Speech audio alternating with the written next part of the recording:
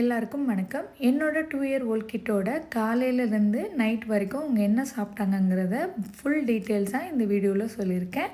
காலையில் எழுந்தோன்னா அவங்கள ஆக்குபைடாக பண்ணுறதுக்காக மக்கானாவை ரோஸ்ட் பண்ணி கொடுத்துருக்கேன் நெய்யில். இதுக்கு உப்பு, சில்லி பவுடர், பெப்பர், மஞ்சள் இதெல்லாம் போட்டு கொடுத்துருக்கேன். கூடவே ஒரு ட்ரைட் ஃபிக்கும் கொஞ்சமாக நட்ஸும் கொடுத்துருக்கேன். இந்த கேப்பில் நான் சட்னி பண்ணியிருக்கேன். சட்னி பண்ணிவிட்டு சுட சுட இட்லியும் பிரேக்ஃபாஸ்ட் கொடுத்துருவேன். நான் பிரேக்ஃபாஸ்ட்டில் ரொம்ப காம்ப்ளிகேட் பண்ண மாட்டேன். என்ன ஈஸியோ அதுதான் பண்ணுவேன். முக்கால்வாசி நேரம் தோசை, இட்லி அந்த மாதிரி தான் இருக்கும். இதுக்கப்புறம் லஞ்சுக்கு முன்னாடி ஏதாவது ஒரு ஸ்நாக்ஸ் கொடுப்பேன். இந்த ஸ்நாக்ஸ் ஒரு நாள் ஒரு மாதிரி நான் பண்ணுவேன். சில டைம் பன்னீர் பண்ணுவேன், சில டைம் ஏதாவது சாட்டே வெஜிடபிள்ஸ் எல்லாம் பண்ணுவேன், அந்த மாதிரி பண்ணுவேன். எப்போவுமே நான் ஒரு ஃபுட்டு கொடுக்கும்போது ஃப்ரூட்ஸும் சேர்ந்து கொடுப்பேன். அப்போ தான் அவங்களுக்கு நிறைய ஃப்ரூட்ஸை சாப்பிட்றதுக்கு தோணும் அப்படிங்கிறதுக்காக. நீங்களும் அந்த மாதிரி ட்ரை பண்ணுங்கள். ஜூஸஸாக கொடுக்குறத விட நம்ம முழுசாக கொடுக்கும்போது இன்னும் சத்து நல்லாயிருக்கும்.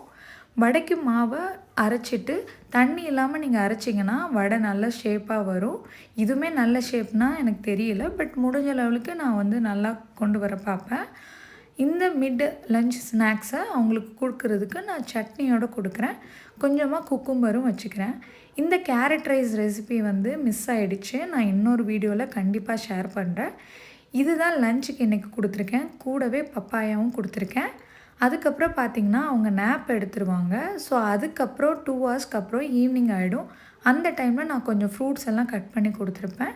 டின்னருக்கு நான் ஒயிட் சாஸ் பாஸ்தா, இந்த ரெசிபி ஆல்ரெடி என்னோடய சேனலில் இருக்குது, செக் பண்ணி பாருங்கள்.